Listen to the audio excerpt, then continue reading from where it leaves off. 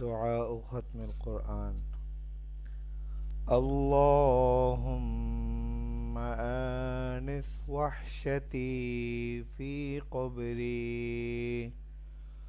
اللهم ارحمني بالقرآن العظيم واجعله لي إماما ونورا وهدى ورحمة.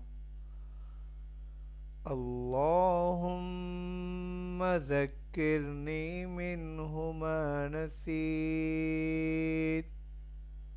وعلمني منه ما جهلت وارزقني تلاوته آناء